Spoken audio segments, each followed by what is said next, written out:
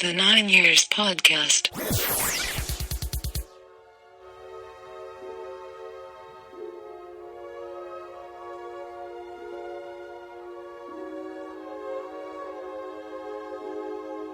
Alright everybody, and welcome to the 9 Years Podcast. Episode 81 this week, with myself, Nick Draper, and my co-host, Stuart Deakins. 81, Stu, I'm sure you are aware, is the international dialing code for Japan.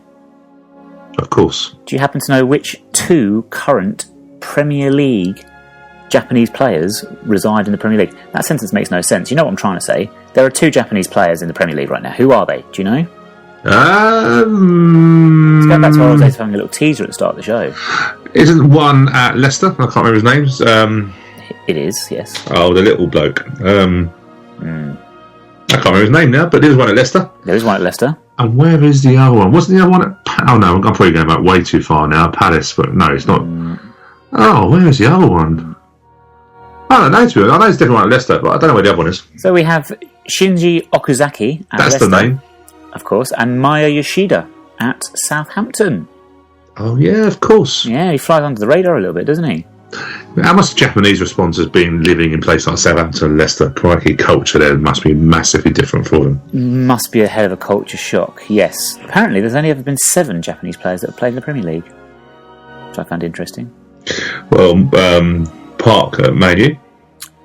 No, because he was Korean. Was he really? Should we move swiftly on already before we go through the list of actual Japanese players? It's that part of the world, though, isn't it? Oh dear. Right, let's skip straight to top 7 lists. Okay, do you want me to start? Go on. Do you know what? It's amazing how I can literally, in 2 minutes, get myself nearly in trouble. It's quite good. Just get onto the list, Stu. Quicker than you can now. Of course, we're going into a week where we're all hoping it's going to be a great atmosphere on Tuesday night and being a little bit hostile towards a certain opposition. Hostile and friendly. Actually, no, that's not what I want to go. Hostile and friendly. Hostile and friendly. Friendly doesn't come into it. You're listening to the 9 Years Podcast. Hostile and friendly. Hostile and memorable. Let's just leave it at that. So I thought what I'd do is I'll look at my top 7 list of atmospheres for Wimbledon games through the years. Okay. All right, okay. So first one things are looking up now after this horrendous start. Go on. I did see very well, did I? So the Chelmsford City were beaten 3-1 in home win in the Blue Square South in 2009. We finally, after a few defeats, we finally beat them at home. The Crawley 2-1 win with the Danny Kedwell header looping over the keeper in the game that was classic of a certain person being sent off at half time. Bless him. That was in 2010. No, sorry. No. That never happened. That didn't actually happen. Mr. Evans? Yeah, he got sent off when they beat us 5-2. Did he really? Yeah. Oh, I thought he got sent off in a 2-1 game. No, it was the 5-2 because we were all getting excited. We were 2-0 down. We go back to 2-2 just before half time. He doesn't come back out for the second half. We're thinking, right, game on here. And then the second half, they just murdered us. That's when they brought 3 subs on, didn't they? I think they brought on Pablo Mills, and I think every player that come on would have walked into our first team at that time. Yeah. Okay. Well, 2-1 was a famous game with Danny Kedwell and the shirts which said you can't buy it. There you go. Kedwell. Yes. And of course they could a couple of years later.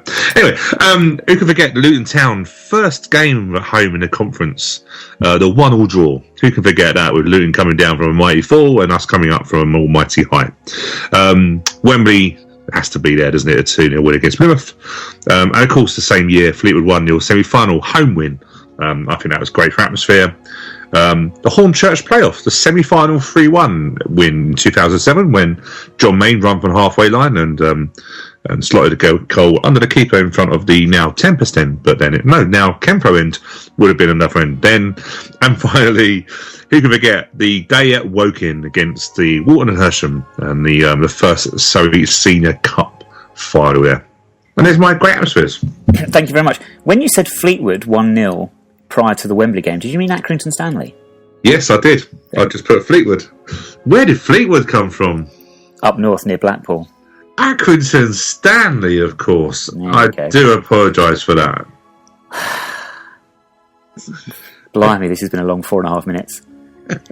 It's not going to get any better now, I'm afraid, because it's my top 7 list. Go for it. Wrestling related, of course, with WrestleMania on the horizon. this past Sunday was the WWE's last big pay-per-view show before WrestleMania, and that was entitled Fast Lane. So I've come up with my top 7 lanes. Which are Pudding Lane, Lenny Lane, who was a famous wrestler, Stan Lane, Penny Lane, Plough Lane, Cloverfield Lane, and then finally Elaine Page, which was double duty because I've got a Page reference in there as well. And you could have had Lois Lane as well, couldn't you? The old Clark Kent. Yes, I could have done. Yeah, she was never a much good of a lady. Superman fan though. I was more Batman and Spider-Man. But she has to be quick to keep up with old Clark Kent, didn't she? If the rumours are to be believed, yes. Boobs is what they want. All right, lots to talk about this week. We've got George Jones with us to talk about the Bolton game from last week. We'll be looking ahead to the Northampton and Milton Keynes games and talking a lot about what might happen at that Milton Keynes game. But George has joined us just at a time where Stu and I are still discussing this red card for Steve Evans. Okay, so I'm now having to Google this. I asked George his recollection of this sending off, and George, you said you thought he was sent off when? I thought it was in the 2-1 victory over them in about 2013. Legend, George, legend. Do you know what? Okay, well, I'm going to Google this, but when we beat them 2-1, that would have been in the conference, so that couldn't have been any later than 2011. It would have been 2010, wouldn't it? Yeah, it's not. I don't think it's as late as 2000 because I think I did have the date. I think I did a date as 2010. So it was the season that I think we got promoted that season, didn't we? No, 2011. Yeah, we did, yeah. When we beat them 2-1 was the season where both of us got promoted. Yeah. Yeah. And it was that 2-1. It was when they put a transfer bid in for Danny Kedwell, and we won. We wore them yellow shirts that said you can't buy Kedwell, even though that was proved wrong so many years later. But I swear it was that game. I swear we rattled his cage that game. I'm trying to find any reference to it. I'm going to go Steve Evans, red card versus Wimbledon. I did look on the report on the official site, but there's a team lineup, but there's not a report on it. But I'm almost positive it was that game. But I don't think we're going to get the answer via Google, I'm afraid. So we need to open it up then to our listeners, don't we? We do. My recollection of it was that we were 2-0 down, and then we got back to 2-2 before half-time. We were giving Steve Evans loads of grief, and then he didn't appear in the second half, and we were all singing "Where is your criminal?" I swear that was the 5-2. Because George, you were saying you were quite close to that instant. Yeah, I was in the tunnel for that at that time because it was sent off at half time. Was it you that did it then, George? Was it you? George, it was you against Cole Robinson the other week as well. Come on. Officially, I must say it wasn't. All right. That's all I can say. If you say so. Were you chucking balls at him, were you, in that occasion when he was coming down the tunnel? Footballs. Yeah. Just please, that sentence was all sorts of wrong. Of course, not this time, of course, but I mean, back in the day when Steve Evans lost his rag, was it because you were chucking footballs at him? It wasn't me chucking footballs at him, it was another ball boy at the time who will remain nameless. Oh, crikey, we've got a scoop there, another ball boy. There's another ball boy? There's only one ball boy, isn't there, really? Yeah, there's only one ball boy. Right. Well, listeners, if you do happen to have any recollection of when Steve Evans was sent off against us, please tweet us or Facebook us. Look us up on Facebook, facebook.com/9YRS podcast, and same at Twitter @9YRS podcast. Let's get on to that Bolton game, though, from the weekend. A very creditable 1-1 draw, thanks to a Tom Elliott equaliser after we'd gone behind fairly early on to a Gary Medine goal. George, you were there. Yes. When I looked at the team lineups, because I wasn't at the game, but when I saw the teams come through, I saw that up front for Bolton we had Medine and Adam Lafondra, I believe. Did they strike you as a strike pairing that will get Bolton promoted this season, and how well did we do against such established top talent, really? Well, they are, on paper, obviously, probably the best strike force in the league, but they didn't link up quite as well as they probably should do, because they haven't been playing alongside each other for a huge amount of time, and they had nowhere near the partnership of Billy Sharp and James Hansen did a few weeks ago for Sheffield. And they didn't, in all fairness, Bolton didn't cause us too many problems over the whole game. I think they might have had about 5 shots over the whole thing. 6 shots they had over the whole day, and they didn't cause us problems. I really can't see that strike force being the reason they get promoted this year. How do we set up against them then? What formation do we play? I saw we had Paul Robinson, Darius Charles, Will Nightingale on the pitch. Did we go for a 3-5-2 again, or did we switch it round? Yeah, no, it was a 3-5-2. Meadsy came in at sort of left wing back because Bartram was presumably injured. Meadsy, for his comeback, did very well. He slotted in quite well. He played much better than he has done for the rest of the season. And he lasted about 87 minutes before Sean Kelly had to come on and replace him when Meadsy was looking a bit injured, a bit tired. But Meadsy did quite well coming in. We had Georgie, who looked quite good at right back, doing solid again, and it was effectively the same setup that worked wonders against Scunthorpe. And you mentioned George Frankham there. Stu, you've seen the highlights back. Yes, I have. What a cross from George Frankham. It was. Well, I thought Tom Elliott had done all the work, really. If it wasn't for Tom Elliott, that ball would never go in the back of the net, would it? Well, no, clearly. The cross was actually a little bit behind him, and he had to readjust, and there was no pace. Yeah, it was all Tom Elliott.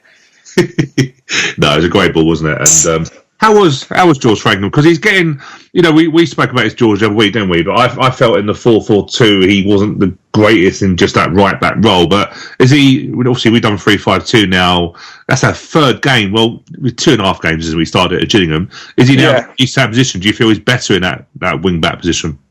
Definitely, I think we finally found a system that works because he's been in and around the club for quite a few years. But he doesn't fit into a 4-4-2, not really 4-3-3. But he seems to thrive under this 3-5-2, and I think it was like I mentioned last week because he has that extra cover. There's not a huge amount of pressure on him going forward because we've obviously got huge strength there. Not too much pressure on him at the back, and he can just do what he does, and that takes all the pressure off him. And we saw it on Saturday what a brilliant player he is when he's got no pressure on him, which showed up in that cross.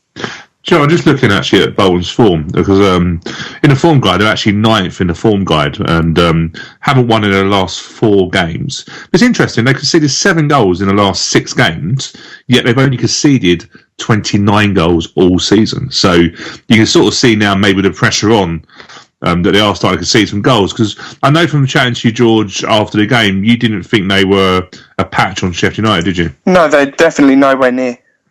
But they were a step up on Scunthorpe, who are another team in and around. Who are choking at the moment, aren't they, to be fair? Struggling. Yes. Yeah, because Scunthorpe, if you look at Scunthorpe's form at the moment, they are 21st in the form guide over the last 6 games. That's not the time we put. But I can't for definite say that. But they did this last year, didn't they, in League One? They choked late on. Yeah. Not on the scale they've done it this year, but it's still hilarious to watch. I will take your word for that, Stu, but so far on the basis of today's podcast, I'm not sure I should do with your historical knowledge. I know Scunthorpe choked. Oh, just looking. Sorry to go on about his form guide because I just actually had a quick look. Charlton at the bottom with 5 defeats in the last 5 games. Ouch. Could it happen to a better manager, could it? I was going to say, nothing funny about that whatsoever, boys. Nothing funny about that. No, didn't they play Scunthorpe the other night? Was that the game on Tuesday night as well? Was it Charlton Scunthorpe? Yeah, Charlton Scunthorpe. So yes. Battle of the struggling teams, and Charlton actually won that in the end, didn't they?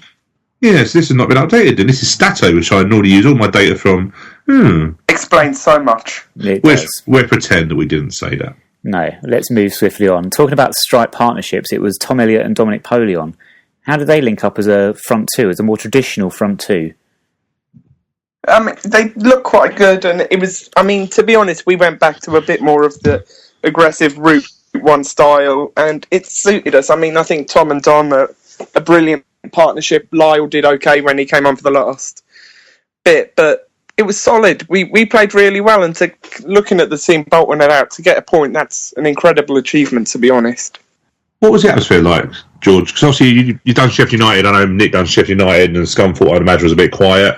How was it? Because Bolton, there was just over 13,500 in a ground. What must hold double that?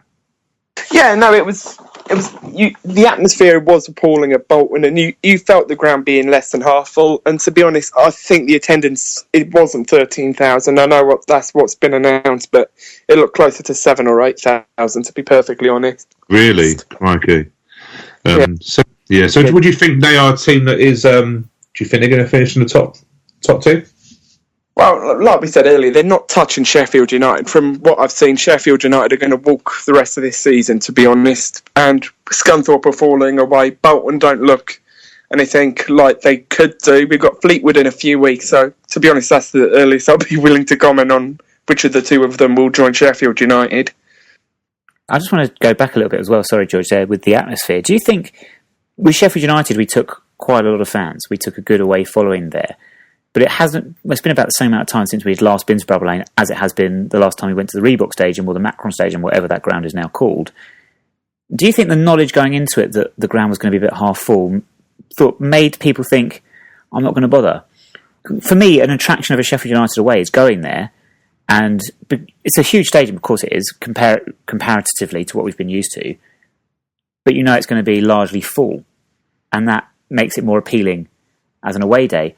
Bolton, going to these big stadiums, which are going to be less than half full, doesn't have the same sway, doesn't really entice me as much. How many did we take in the end? We didn't take that many, did we? About 200? No, it was about it was just over 400, I think. Oh, okay, so more than I thought, but still, that's half of what we did at Sheffield United. Yeah, but you're right. It's Sheffield United. It's the atmosphere going there, because you know what you're going to get. You're going to get a full house, passionate support there. But Bolton, it always seemed like half an away day, and it really felt like one of those lower league games when we were in non-league, or we had a cup game away to Millwall or something, where they didn't really care, but we were up for it. I know there was a couple of ejections in the away end at Bolton, but to be honest, the atmosphere generally from our end was good, well-mannered, and we did quite well. We did our team proud over the last 2 weeks. Yeah, I heard about people being ejected from the ground. The reporting was that it was for them standing in the aisle. Was that what you saw? Did you see anything? Yeah, I was standing right in the middle of it. It was directly behind the goal, and there was a couple of people standing in the aisle. It wasn't overly dangerous, but the Bolton stewards were really heavy-handed, and to be honest, the situation could have resolved itself without people being ejected. So, to be honest, I don't think we'll come out of it too badly. I think that Bolton will come out of it worse. Stu's always told me that he would never, ever, ever be seen dead standing in an aisle. I just recalled back to one of the funniest away games we had a couple of years ago. Was away at Morecambe when we started singing the song. Well, I didn't, because I wasn't in the aisle, but it was dancing in the aisle.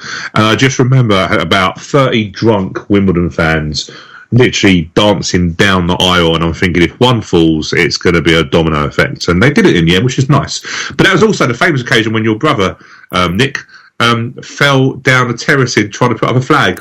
I was going to make a great link there from Bolton to Morecambe to my brother falling over. It's probably one of the funniest, well, not one of the funniest moments, because of Bolton. Bolton was the funniest moment ever. But yeah, but your brother falling over at Morecambe, trying to put a flag up, falling down the whole terracing, everyone laughing and me thinking he might have hurt himself, and then just getting up, dusting himself down and cracking on. Your brother's got a habit of doing that. He does indeed. Well, a solid point, as we've said, just keeping us ticking over smack bang in the middle of the table. 11 points from the relegation zone, 11 points from the playoffs. All this talk about relegation, banished for this season. No talk of promotion, of course, we're not going to go there, but a solid day out in Bolton, showing increased confidence over the past few weeks. Not a lot to really say on top of that. Our man of the match poll. George, did you put this up for us this week? Or did Chris do that?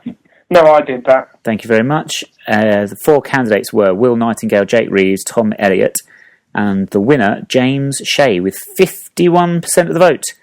Tom Elliott, 24%, Will and Jake with 12 and 13, respectively. Did you think that was a fair reflection? Yeah, I mean, to be honest, you could have given it to any one of the team, but Shea individually made a number of good saves, and even though they had 6 shots, a number of them were dangerous, and you could tell the quality of Madan and Lafondra, and Shea kept us in the game for sections, but we deserved the points, so it's hard. We could have given it to any one of the 11. Thank you very much. And also, George, I'm going to mention you in our 3-word reports, because a little bit quiet this week. I don't know if things got lost in the shuffle. This went up very, very quickly this week. I think this probably was Chris that put this one up. Yeah, definitely. Yeah, Ray Armfield went for hot to trot, with the trotter reference there, and then you went with, Ray Armfield at Kent Womble, and George Jones at ballboy_Don, not the only one apparently. You went for Don's Defy Expectations, which I think is true. Yeah. I don't think we were expecting to get anything out of it going into it, but we did. Another solid point, and all happy days. Do we have anything to add about Bolton away, or can we put that one to bed and look forward to Northampton and somebody else this week? Yeah, I think it's good to just look forward and just try and skip over the 7 days. And let's be fair, we're going to all be back at Bolton next year anyway, aren't we? Do you know what I mean? When they'll probably be broke because they spent so much money this week. This week? This year. What do they splash out on this week, Stu? Have they been having a wedding or something? New pair of trainers? What's going on? Don't get married. That costs you a bomb, trust me. No, I just, like I say, I wasn't worried about this in Bolton because I think we'll be there next year and they will be in a lot of trouble because they don't have the budget if they don't get up. So a lot of pressure on a Bolton at the moment. Let's have a look at which other teams that we don't think are going to get promoted next season. Where are we going? Well, maybe I could finally make it to Scunthorpe next season at this rate because I still haven't been there. Well, look at the Championship. Who potentially is coming down from that. Obviously, Rotherham. Well, I've not been to Rotherham, but I know obviously we've had them in our league. Wigan. I haven't done Wigan either. No, I haven't. But there's some big clubs down the bottom there, aren't there? Nottingham Forest, Wolves, Birmingham on an almighty slide. So I wonder if Gianfranco Sola would stay around in League One. Is that the Spanish guy? Sorry, you're right. Italian, sorry. You know what? These nationalities, they are quite tricky, aren't they? All these Europeans, I tell you. Thank you very much, George. Thank you. Cheers, George. Cheers, mate. All right, Stu, do we want to get a two-word tango out of the way before we have to move on to more serious matters? Yes, two-word tango. Have we got any good suggestions this week? Well, David Peters suggested we do 1988 FA Cup final winning players. Now, I liked this idea, but I think we might have to give it a little bit more thought because we're limited in the amount of names we were going to have. Well, yes, you got 22, and how many subs were there? Was it just the one sub in 88? I think it was 2. 2 subs, so we've got 22, 24, 26 players. I suppose if you include the opposition, yes. I hadn't thought of that. Yeah, let's go for it. Let's do, including Liverpool players? Yes. Yeah? Yes, let's go for it. All right. Who wants to go first? You go first, I'll be kind. All right, so kind. Let's go. Gotta listen out for this guy.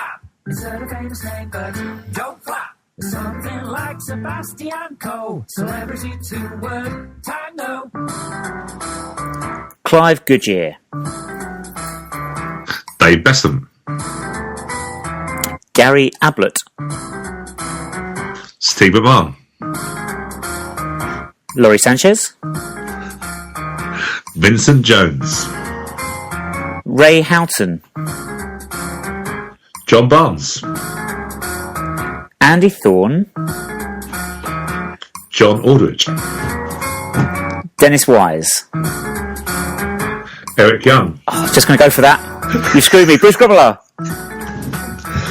Dave Besson. No, you've already said him. Yeah. Damn you. I thought I had you then. Oh, you did, because Eric Young was on exactly the next name I had. What have I played? Nigel Spackman? Yeah, Nigel Spackman. Terry Who was Phelan. up front with Jordan Aldridge? Who was up front with John Aldridge? Peter Beardsley. Oh, yeah. Oh, sorry, I say Quasimodo then. Sorry. Peter Beardsley. God, yeah, of course, I didn't get in with the disallowed goal. We didn't even mention Alan Cork. No. Oh, well.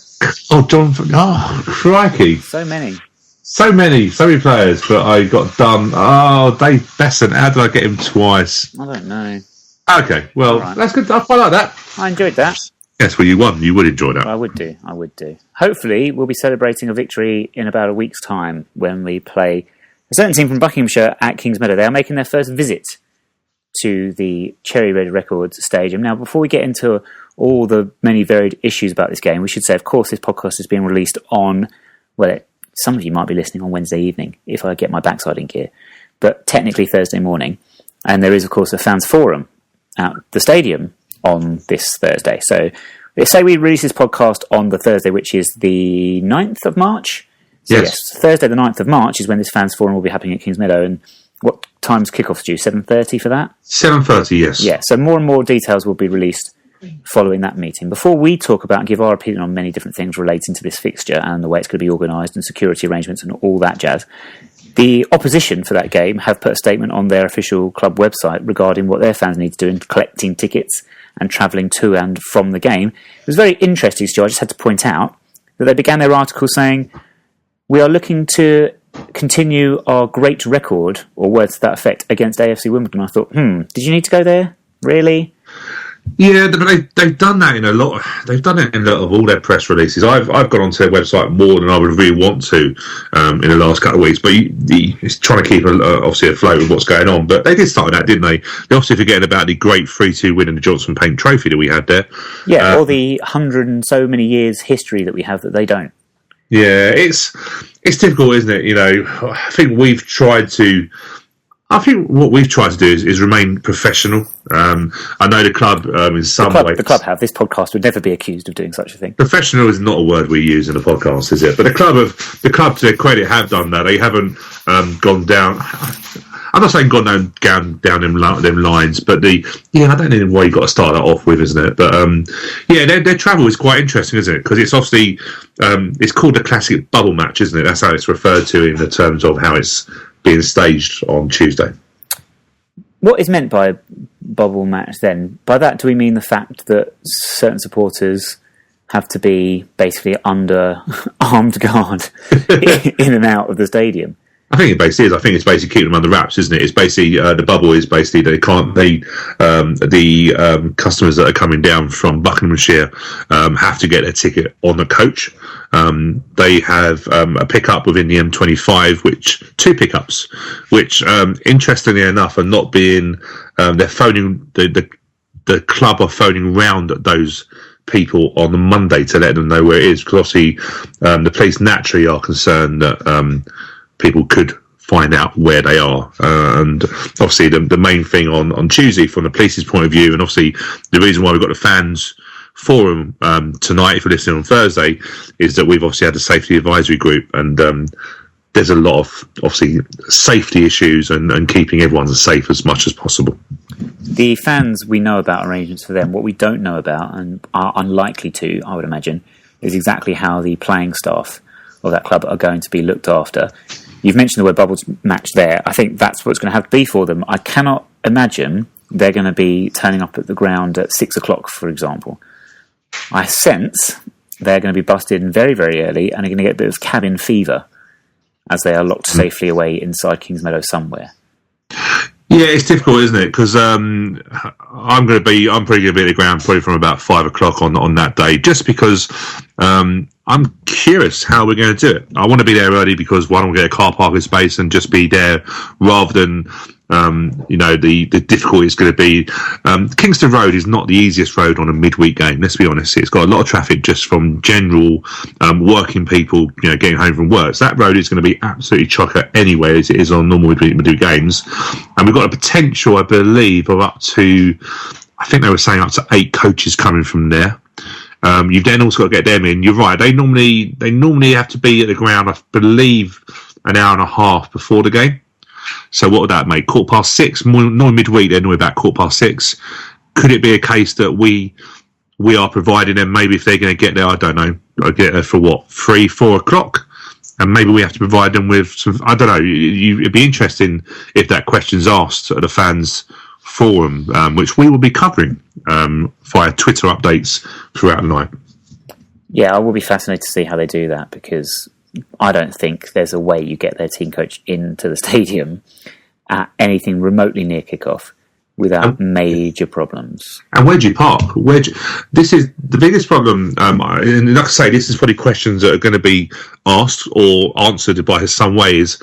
Where are you going to park coaches? So where are you going to park a team coach? So normally the team coach will be parked in the first bit of car parking lay-by, which you come into the ground. But also, where are you going to park their coaches? We have to be honest. We have got some fans who, of course, want to cause trouble, and naturally, you've got fans who are naturally upset with obviously what's gone on. Rightly so, but the police have got an almighty job, especially at bigger grounds. It's easier. So when we've been to their place, I think it's a lot easier because of the size of the place, isn't it? At our place, it's near enough impossible to really keep fans away from people. Yeah, I think in bigger stadiums, what you can do is you can create larger sterile areas and still have enough space to get everyone to where they need to be. But where we are, there's no room whatsoever. So you don't have that luxury, I'm afraid. So we are going to be, I imagine, very, very careful. Now, as we've explained, there are reasons. I'm sure there are fans listening to this podcast thinking, my word, why are the club going to go to such trouble to accommodate the visiting players and officials from that club. I say officials loosely because we don't know exactly what's going to happen there either at the moment. They'd be quite happy for them or for us to be let loose on them. Why is that not going to be allowed? Why is that not the case? Well, as we're the home club, we are responsible for the safety of fans and their players and their directors. We're responsible for that. So we as a club have to make sure we've made every feasible precaution and log it that we've done. So there's been a lot of ways in there. So already is by our ticket allocation. So our ticket allocation, yes, via social media hasn't been well received by some because we have been very strict on season ticket holders not allowed to buy an extra ticket. Yeah, but I'm sorry, like, what are we expected to do? We've got lots of people moaning. I'm like, but... sorry, I've interrupted you because you are going to make this point. I know you are, about how important it is that we have all our safety procedures in check, and we have to be so strict with these things in case something goes wrong. We have to say, what have we done to make sure it doesn't go wrong? I think those ticketing arrangements, like you say, they are strict and they are stringent. They have to be. Yeah, we have to know who's in the ground. We have to. So if something does happen, we have to be able to, not you're going to be able to identify them, but you have to identify where they were a season ticket holder, were they a Don's Trust share member, were they a Don's Trust member or shareholder. I think anything that we've been a little bit strict on is you have to have produce so many games, you have to be on the register, and then you've had to have so many games in so many years, when we do have a history of fans just buying at a turnstile. But people will know now for future years that to qualify potentially for this type of game, if we ever see it back at Kings Meadow, which, if they are still in League One next year, not in League Two, then we may have that, mightn't we? But the club have to, like I say, we've spoken to many people from the club, and we know that there have been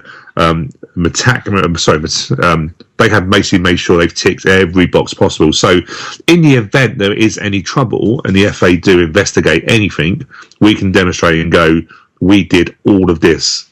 Yeah, we have to be realistic. What the ground, we know, we got a ground that we can literally within touching distance of players. That is a big problem for Tuesday night. It is a huge problem. Just to finish off my little moan about this ticketing situation, I do understand if you can't get a ticket for whatever reason, that is very, very unfortunate. But honestly, I can't think of a way you can moan at the club for it. I don't see any way around it for them. No. Like you say, what can you do? And there has been comments, obviously, that we may have a reduced attendance because people can't get... So season ticket holders, we have, I'm trying to think now, in the region, 28 season ticket holders? I think along them lines, isn't it? And then we've got Don's Trust members. Well, we've got lots of Don. I can't remember what really the last count was, but there should be there also is going to be people, and there's going to be people. I think you and I know people that are staying away for their own reasons. They don't want to entertain them being at our ground. But I know some people said, "Oh, well, the club, it won't be a sellout. It won't be." I think it's about being sensible and going, "Do you know what? There's going to be probably a good. I reckon the attendance would be a good 4, 5, 4, 6 anyway, depending on how many they bring." There were rumours that they weren't going to bring that many because obviously it's being back, isn't it, to Buckinghamshire. But I just think you have to be sensible. You have to be sensible, and if it means we don't sell out and we have a few empty seats, then so be it. Then so be it. You mentioned the safety of their players once they are on the playing surface, of course. And something else you mentioned to me the other day, points deductions. Is this possible, or is this scaremongering? Or could a situation arise in which we could be liable to be losing points? I don't think it is. You don't want to scaremonger, because it's not saying to people don't do this because we're going to. We have to remember that we've built one of my concerns. Is that we've built up such a reputation for our community work, our family, a sense of community, sense of family. We have a lot of families that go to games, children. I know, speaking to people before games, there's people that have got children that are not going because they just sense that it's not going to be an atmosphere that they want to be in, isn't it, and stuff like that. But I don't think it is scaremongering. We have... The difficulty we have is you could have stewards running all along the pitch, sides, and you still got one lunatic, who may launch out at somebody, and we just as fans have to remember our responsibilities, and that we don't want the club to be in any trouble, potentially fines. We're going into a situation where every penny is important for our new grounds, funding and stuff. We don't want to then put ourselves in a situation where we're on a suspended fine or a suspended points deduction, because one, they take great pleasure out of that, and we've already seen an ex-manager of theirs highlighting anything you could do to make us be in a bad light. We don't really want that to go into this game. That's the biggest fear that I have. It's finding that line, isn't it? It's finding that line between being, like you said earlier, hostile and inhospitable as fans. This is towards their team and their visiting fans, if I can get my words out. But as you say, not doing anything that's going to put the club in any jeopardy. I do think it is important in terms of our job on the day to make sure that anyone coming from that club is made aware, without doing anything physically or anything like that, of course, but are made aware of the strength of feeling, because I genuinely think there are going to be some fans that are coming in that away end, so to speak, that still treat this as a bit of a joke and a bit of a wind-up and a bit of banter. And the depth of feeling they haven't cottoned onto at all yet. They never have, though, Nick, have they? And we said this when I went to the FA Cup game and the League Cup game, and I still remember hearing stories from a couple of people that I know at the club that their fans when our team coach arrived for the FA Cup game, and there was a group of fans and they were a little bit wary of what's this going to be, and they booed when Wimbledon come off the coach. Well, trust me, we are not going to boo their players off the coach if we're around it. It's not a pantomime, it's not a joke, and I still felt that. Yeah, it did feel that there wasn't. It felt it was that little derby atmosphere. This isn't a derby. It will never be a derby. I don't know what you call it, but it's never going to be a derby. But I think you're right. And I think from my point of view, I will be there. There's never a question of me not being there, and I want to make sure they realise. I think what I want their people that are coming on Tuesday is to realise what a real club is and what we've got. Hostile, getting behind the team, but also thinking, Joel, what, that was intimidating. That's, you think about Crawley.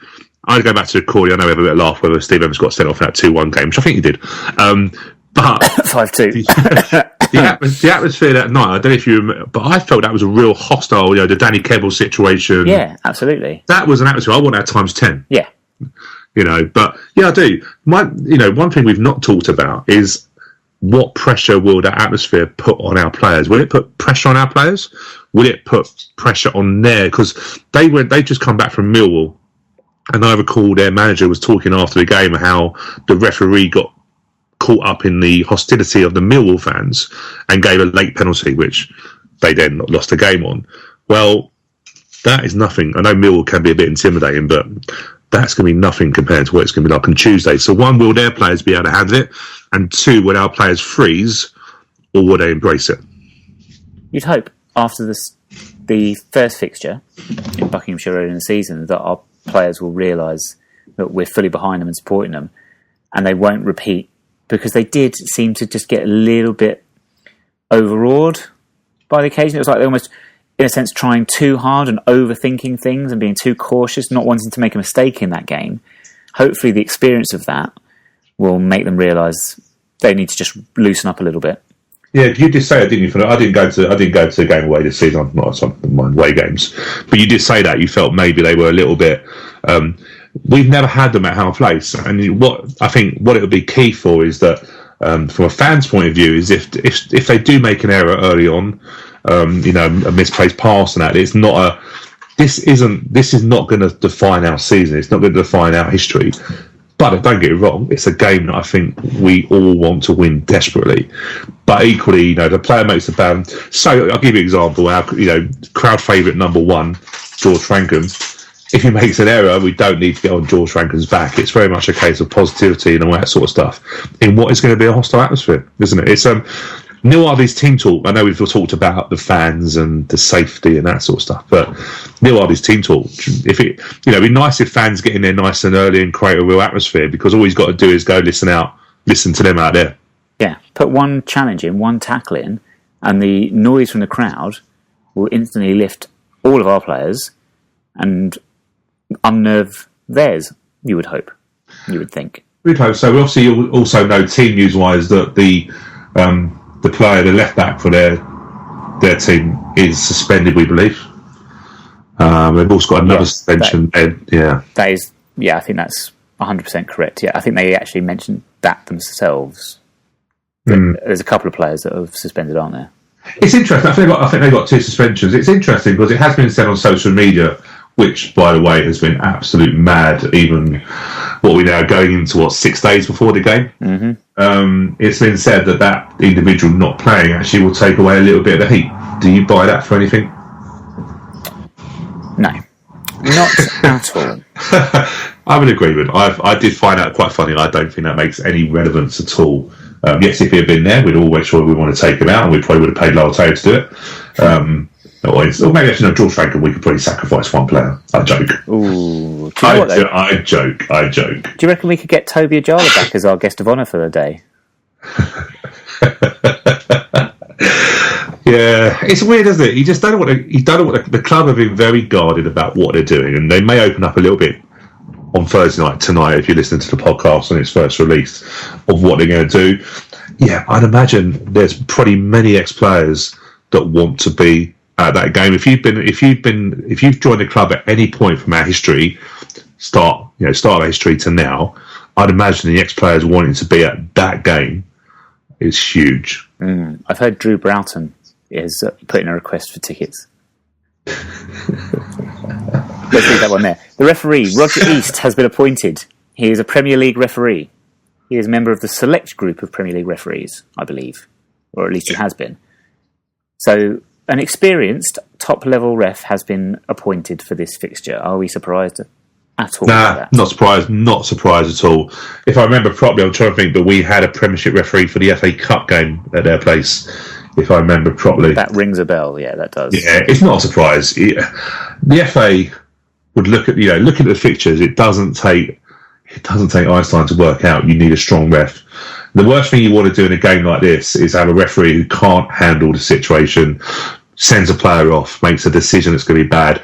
Let's be honest, the referee is going to hopefully make a lot of decisions for us and be intimidated by us. That'd be nice. By all accounts, the referee we have got hasn't had great feedback in the Premiership anyway. But I think it's sensible. I think it's sensible that we have a good set of not just referee but assistant referees and stuff like that can handle the situation. And before we move on, I think we should probably just make it crystal clear what we're saying, really, which is, like you said, that Crawley game is a great example. The atmosphere that evening, or against the atmosphere against Accrington Stanley. Who would make that mistake? The Accrington Stanley semi-final. The atmosphere of those sorts of games, highly charged. Hornchurch was one you mentioned earlier as well, actually. That had a real highly charged atmosphere. Bromley in the playoff semi-final, just without the end bit, maybe. But that loudness, that emotion, all transmitting onto the pitch, but not going beyond that line. We have to make that crystal clear. This is very, very important for our football club. Especially, as you said, Stu, at a critical time in terms of stadium as well. Yeah. We cannot afford any negative press, let alone any financial penalties. Is there anything else to add on that? No, but after all that, I won't lie. I can't wait for Tuesday night. I won't lie. I think it's a great chance for us to take away all the rubbish about all the rubbish and all the security and all that sort of stuff. We will not be below them by the time we play them on Tuesday night. Nothing. The Northampton result cannot affect league position. It's a great opportunity to put 6 points between us at least, and make sure they finish below us. And that would be an embarrassment to them. They're coming to our place. We started 8 levels below them, and we're above them in the fixture. That's the embarrassment. That's enough. Let's finish it off on Tuesday.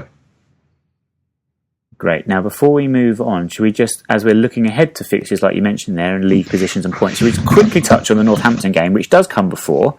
That is going to be, I sense Saturday is going to be a very muted atmosphere, like in the old days when you had Man United coming up on the horizon, but the week before you've got Coventry at home, and you're sat at Coventry at home and no one's singing and it's dead. because everyone's thinking ahead to the following week. Or when you get to an FA Cup semi-final or something like that, the league game the week before is of little consequence. But Northampton, who are on a bad run at the moment, not in greatest form, we were talking about this before we started recording, we have not beaten them as AFC Wimbledon. Our record is pretty poor. Yeah, the record is rubbish, isn't it? We did touch on it, and I think I have got it here. I don't even want to look at it again because it's literally a rubbish record. We have literally not. So at our place, which is probably the most important thing, we've got no wins. They've got 2 wins and 3 draws. We've scored 4 goals. They've scored 9.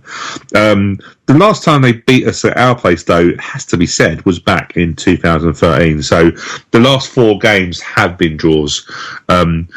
They are not a patch on a Northampton team, I don't believe, of last year. Even though there's not much different in personnel. But you've got a team last year, and let's not forget, we went to their place when they were top and we had a 1-1 draw, which was a cracking game last year. They are the form is terrible. They've not, I'm just going to look at the form guide here, but they are, let's have a look. Better than what I thought, actually. They're 8th at the moment, so they've won 3 out of the last 6. 10 goals scored, 10 goals conceded. So they're conceding goals. Doesn't suggest it's going to be a 0-0. Yeah, I'll just kiss the death there. I think it's interesting, though, isn't it, how Neil Ardie sets it up? Because you're right, actually, when you say about that game before the FA Cup semi-final or something like that. Players won't really want to get injured. You've got to remember that players will want to play on Tuesday night because they have a chance, as Paul Robinson said, of being part of the Wimbledon history.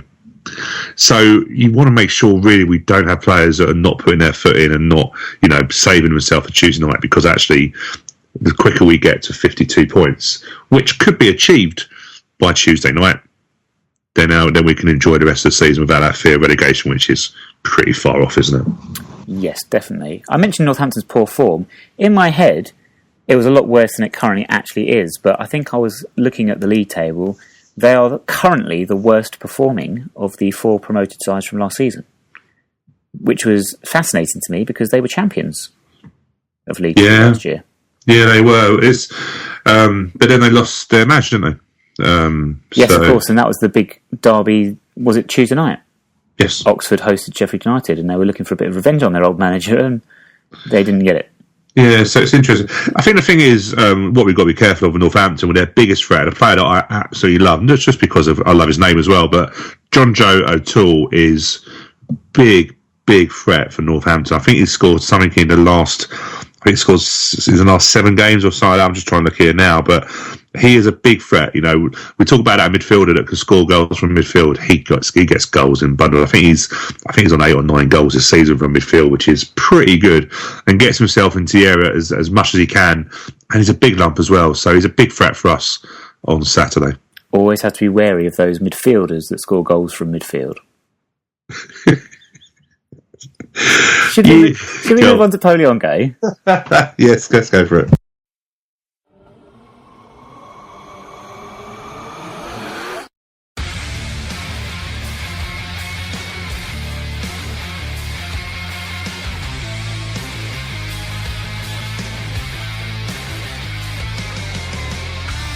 All right, this week, the first 2 clues are both somewhat cryptic, if not entirely cryptic, okay? Okay. Let's dive straight into this with Mr. Podon. He's not gone very far. Not very far in the grand scheme of things this week. Certainly not as far as last week when he ended up in Middlesbrough, didn't he? He did. This time he's ended up into something he assumes, or he has entered this stadium and assumes that he's actually entered a library. A library? It's not that obvious in terms of... Let's just think. What's got some associations with the library? I'm going to go for Fleetwood Town. Could not be further from the truth. Especially as I just said, he's not travelled that far in the. Damn, I think this is that bit. But I was thinking, isn't Fleetwood called Highbury, isn't it? It is. So actually, the logic. Okay, yeah, I'll give you that. That's good logic. I just didn't hear the first bit. Damn. Yeah, but that is good logic. Actually, I'll give you that. Cool. Sadly, it's not Fleetwood Town.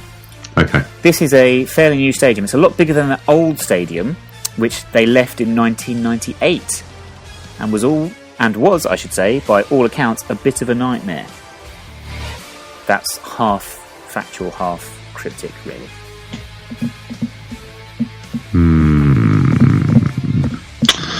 Left of ground, not far. Let's think. Barnet. Good try, but no, I'm afraid not. Okay. Afraid not. Last one. Oh, you're so not going to get it from this clue. Cool, thank you. Let's encourage him. You've got no chance. Okay, the final leg of his journey, Dom's journey, was completed on a coach from the nearest railway station, which is just about 3 miles away from the stadium. So it's a ground that's not too far away in the grand scheme of things, but the nearest train station is quite a distance away. So basically what that means is it's not in London. Yes, and I'm trying to think. Not near small moves. He's moved ground since 1998, I think. Colchester's bigger. No, Swindon haven't moved. No, I haven't got a clue. Anagram? Go for it. Yes, I love this anagram. It is adjusts Imam Dyke.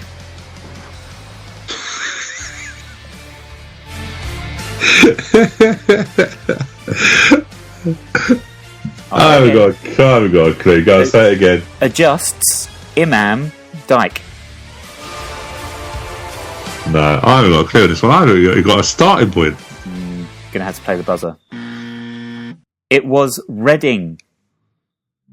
The Majeski Stadium. Let's go through those clues. It's a library because he thought he might be reading because it's Reading. And their old stadium was a bit of a nightmare because it was Elm Park, on Elm Street. I get it now. Yeah, quite clever this week. I've nowhere near it. No. I wonder how our listeners did. If you got that before I announced, please let us know on Twitter at 9YRS Podcast, because looking back at that, that's pretty tricky. And be honest, because I get many people come when I go to grounds, go to me, Stu, you're so rubbish on that game, I got it. Be honest, because I don't think I'm that bad at it. I think people would have struggled with it this week, but who knows? Who knows? Anyway, you have, I say you have because you have. It's not me. I'm passing the buck completely to your good self. Under 21s, under 18s, ladies, and the Lone Watch. Lots to get through. So under 20. You know what, Stu, just for a moment, sorry, just before you start, I'm just going to sit back and have a cup of tea for a couple of minutes and let you talk. Cool, I can do that. I might switch off. I might play something on my phone.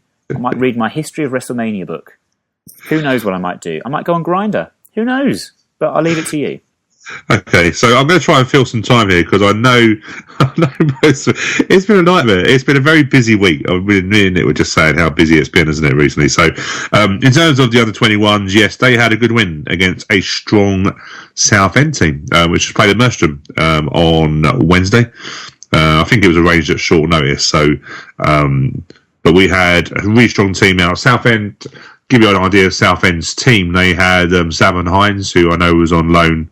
Sorry, was basically had a trial with us, and they also had David Mooney, who's ex-Leyton Orient. So I believe that Phil Brown was disappointed with their 1-1 draw against Port Vale, and then put most of his subs and that from the first team into the game. So yeah, they've got. I noticed on the website that we have a game against Charlton Athletic on Sunday. The Sunday coming. No venue yet, so I'm not too sure. It's the Premier League group. I think it might be one of the last games now, so we can't qualify, I don't believe, because we haven't won any. I think we haven't won any games in there. So we got them Sunday. We're hoping we should get confirmation of where that game is being played for fans that want to go, and keep an eye on our Twitter for that. In terms of the under 18s, they had a draw with Yeovil. And that looks really good. Check the website out also because there's been some changes in the academy where they've changed some people. There's some extra funding. The ladies, I'm not too sure how they got on, but I know they have on the website again. There is they went to Cambridge this week, and I know there is a video diary with one of the friends of the podcast, Kelly J. Whelan, talking about that trip. So yeah, Lone Watch, we have got Tom Beer out on loan at Gateshead. He's being used mainly as a sub for them. So they beat Dagenham and Redbridge on the weekend. Good win for them at home. And they're knocking on the door really for the playoffs. So good experience for Tom Beer being involved in a team at that end of the table. Maybe being used as a sub, but by all accounts is doing well. Yeah, that's my little slot, Nick. Excuse me? We don't want to know about your little slot. Thank you very much, Stu. That's okay, no problem. Informative as always. And now I have 4 huge announcements to make. Ooh. First of all, did you know? I don't know. As if anyone doesn't believe we've already scripted this. Okay, but let's just pretend, all right? So, Stu, did you know that we have been nominated for an award? No, that's about time to be honest with you, but no, I hadn't.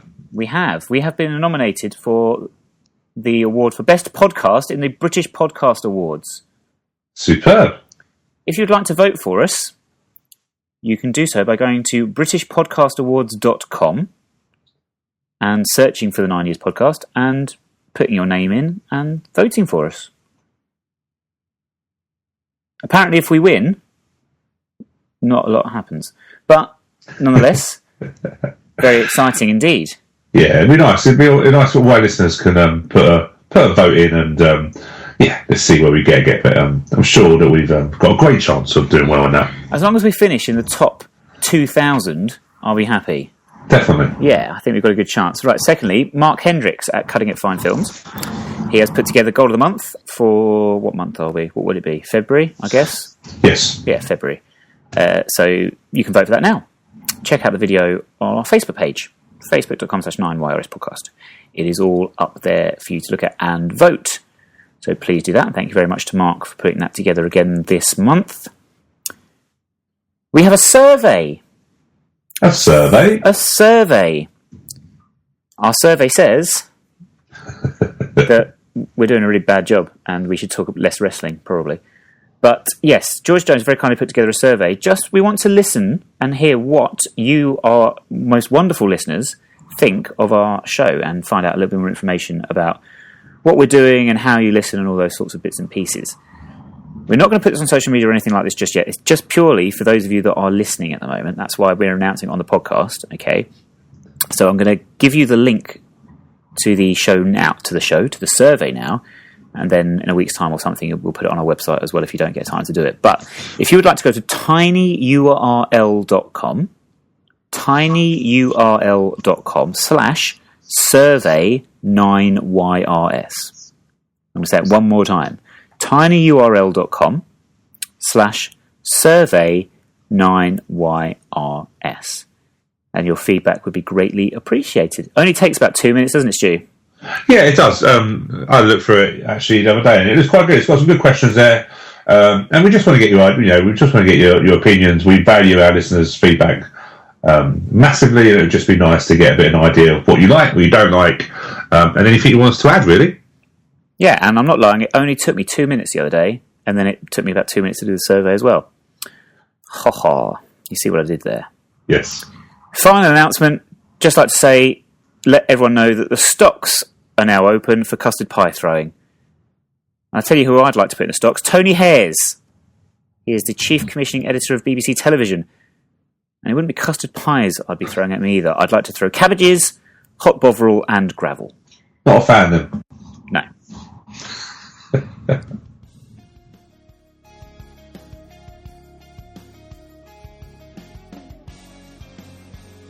That brings us to the end of this week's show. I think we've got everything in. I do, yes. Yes. Fans Forum this evening, if you're listening on Thursday. If you're listening to this on Sunday, don't turn up at Kings Meadow tonight. That would be silly. There'll be nothing going on. But just time for us to say thank you very much for listening. Don't forget to follow us. Lots of updates from the Fans Forum, from the Northampton game, and then from that other game on Tuesday night will be available on our social media, Instagram, Facebook, Twitter, at 9YRS Podcast. Thank you to these fine gentlemen, at these F gentlemen, for their track Sorry, playing us out again this week. Thank you very much for George Jones for joining us. Thank you very much, Stu, for joining me. No problem. And please join us next week when we're going to be joined by Arsene Wenger. And we just know, listeners, that you are on 10 to hooks for that interview. See, 10 to hook, yeah. See what I did there? Shocking. We'll see you then.